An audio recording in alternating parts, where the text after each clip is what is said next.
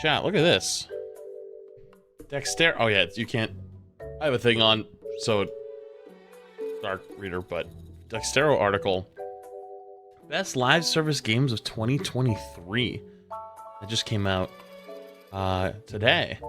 So there's a lot of excellent new games in 2023, from Baldur's Gate to The Legends of Zelda, Tears of the Kingdom. There's also great support for older titles. If you're looking for something continuous to sink your time into, check out our top 5 best live service games of the year.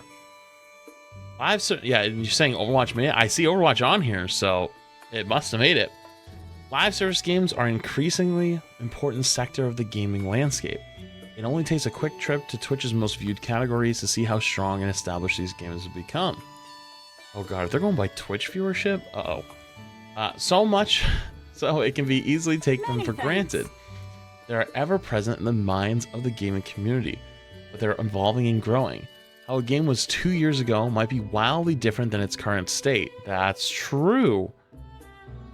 That's why it's important to recognize the excellent work done. Some have maintained consistent release schedules, others have revitalized old content in exciting ways, and we've seen strong comebacks. This is where the list comes in. A lot of Dextero's gaming team spends every day thinking about these games and their evolving nature, as well as the community discussions around them. If you're looking for a quick rundown of which has been exciting or excelling in this model, here are our favorite live service games. 5 is Valorant. That's kind of surprising, but okay. Valorant remains the biggest beneficiary of Riot's unmatched understanding of the live service models. With the established practices of League to build on, Valorant was a hit to hit the ground running and has only gotten better in 2023. It depends on who you ask, I think. I think a lot of people complain about Valorant right now, a lot of their creators at least. The 3 agents that were released this year are some of the most well-received in the game's history. Are you sure about that? I thought Deadlock was like everyone hated her. No? I thought everyone hated Deadlock. I don't know, maybe. Putting effort in expanding casual modes with the addition of Team Deathmatch, and is receiving its own custom maps. The regularly updated map pool introduced in Episode 5 has gone a long way to prevent metas from becoming too stale, and high price for skins remains a controversial sticking point among the community though. Oh, interesting. They're fighting about shop prices now. Apex Legends. Wait, we're above Apex Legends and Valorant? No shot. Apex Legends had a solid year. It's been workmanly adding meaningful content through 2023, with 3 new characters entering the arena: Catalyst, Ballistic, and Conduit. We're all added in the fray this year, along with the Nemesis and reworks of the Charge Rifle and the Revenant. It wasn't the flashiest year of the Battle Royale, and while new innovations mix up in the formula would be welcome, consistency is ever more important. So their Halloween event was actually super good, but not wrong. Like, they really haven't added much to Apex Legends. Like, hell, they're still trying to figure out their ranked mode, but overall, haven't added a ton. Pokemon Go. As Pokemon Go looks to ahead to its 8th year in 2024, or around its 40th in Growlithe years, it's hard to think of a time span with more changes than 2023. While some were iterative, like adding the new Paldea Pokemon such as Sprigatito, Fuecoco, and that gross duck. Hey, shut your mouth. He's cute. Others changed how we play for the better, like routes and party play. Really? I have not. I play a little bit of Pokemon Go here and there, and I have never used either of these. I used routes one time, and I walked from like my main building, my apartment complex, down, and it didn't mark any of it. And it was like, you've marked 0 kilometers of this route. And I was like, what the f? I just did the whole thing. What the hell's wrong with you? Anyways, while Monster Hunter now is a new kid on the block, Pokemon Go used events like Pokemon Go Fest 2023, Primal Rumblings, Go Tour Hoenn, and more recent Team Rocket takeover to balance consistency, rewarding gameplay with fresh surprises. Fortnite. Wait a minute. Fortnite's number 2? Are you serious? No way. This was one of the most inventive years in Fortnite's history, utilizing Unreal Engine 5.1. The Battle Royale now has some of the most striking graphics in competitive multiplayer space. Epic also delivered on eagerly anticipated new seasons, thanks to the game's steady supply of upgrades and innovative weapon additions. However, it broke all records in November 2023 with Season OG, allowing players to revisit the game's inaugural Chapter 1 island and relive their first memories playing Fortnite. As we head into 2024, Fortnite is pushing the boundaries even further by launching... Dude, this is crazy. Fortnite, I think, is #1. Right? Overwatch 2. #1 best live service of 2023. What? Why? Hold up. Oh my god, they wrote a lot for this. Overwatch 2 hasn't always had an easy existence since its release at the end of last year. Even in 2023, there were downers such as the news of the downsizing of PvE and the closure of Overwatch League. I mean, one of these actually really was a big one, but none of that takes away from the stellar year Overwatch 2 has had as a live service, though. It delivered Ramatra, Illari, Lifeweaver, and Maga within the last 12 months. Maga came after a year, though, so that's not totally accurate, but Ramatra literally to the day of the publication. Oh, actually, no, you're not. Well, yeah, actually, no, that is right, actually. Never mind. No, they're right. I forgot Ramatra was December 6th. No, they're actually right. Holy shit, they're right. 4 heroes in a year. This puts the game in a cadence that it is had during its golden years of 2017-2018. In terms of maps, we got Antarctic Peninsula, New Junk City, Servasa, and Samoa. That's the most competitive maps ever added to Overwatch in a year since its release in 2016. Taking into account seasonal content, successful event modes like Prop Hunt, and the story missions, which while not what were promised, were excellent supportive content to the overall game. Let's pump the brakes a little bit. Don't get me wrong, I had fun, but like, excellent supportive content is a little too high praise for what those were. Nobody plays them anymore.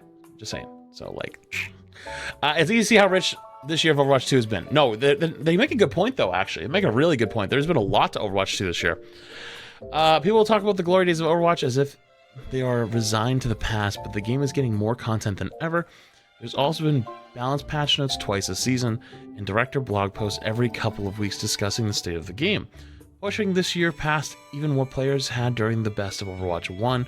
When you start looking at all of this together, that's why Overwatch 2 is Dextero's top live service of 2023. In a year when many ongoing games misstepped, Overwatch 2 has been quietly yet impressively building its comeback. You know, I don't know if I'd say #1. I think Fortnite's still #1 for sure. But I mean, there's a lot to be said. Overwatch has had a good year. Things have been good. You know, don't get me wrong. We had some dark days in between like February and June. That was not good, right? Things were bad around that point. But new heroes, new content. Yeah, I mean, got a point. Also, what was this tweet that linked? Next award, Dextero's best live service game. Okay, Overwatch 2 is quietly impressive, rebuilding its return, and the future looks bright. Damn, dude. Honestly, I didn't really see this coming.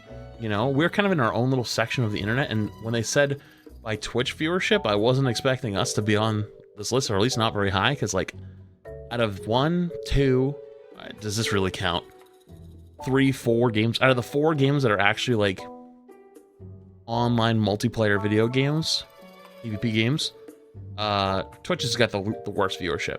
Or sorry, Overwatch has got the worst viewership out of all of them. So that's surprising. That's actually very surprising. So yeah, pretty cool. Apparently there was some survey that went out that was like talking about skins and whatnot. Like, I guess it was like pricings, I think, and how much you might spend on them, and like, would you be interested and whatnot, right? And I guess this was one of the things they sent, and it was like cat themed. So like Cat Brig, Cat May, Cat Widow, Cat Kiri, Cat Mercy, Cat Kiri. Like, this is, they getting in their bag over there, dude. If this comes to light, or comes and becomes real, almost accidentally scrolled through replies on Twitter. That would have been a disaster. There's some more potential ones. Man, is that Tracer? This kind of looks like the Battle Pass or the Mythic skin. This kind of looks like the Mythic. So this makes me think that they've already done these, and they're just using some old concepts to send out. Maga skin, holy shit, that looks awesome. Lifeweaver, Sigma, that's goated. That looks like a goat. Brig, yes. Hanzo, Genji, Junker Queen, Ramatra, Orisa, Reaper skin. Now, don't forget, like, these are concepts. Like, some of these might have already existed, right? Like, these might be old concepts already. Alice in Wonderland skins. Junker Queen, Tracer, Junkrat, Diva. I like this. Some more skins. Doomfist, Kiri. That's a pretty badass Kiri skin. Tracer, not a big fan. Wintun, Lunar New Year, Echo, May. But some of these, like this Rhine one. Okay, this Rhine one looks sick, first off. But second off, it makes me think that like some of these maybe already have come out before. You know? This May one looks like one that already kind of exists, but the Maga one's kind of nuts. With the pandas. Cats. Did we see these ones already? Image new tab. Genji, Widow. Wow, this Widow one. Oh, sign me up. This is pretty badass. Sign me up. Sign me up. Cat skins. Brig. Yeah, these are kind of crazy, actually. Now, again, these are all concepts, so these are things that could be in the future or could have already happened in the past, and maybe they're just trying to get some information. But apparently the survey was very much about, like, how much you want to pay, or how much you would pay for these skins. Are these skins you'd be interested in, etc.? But yeah, this has been floating around Reddit apparently today, so they look cool though. They look cool.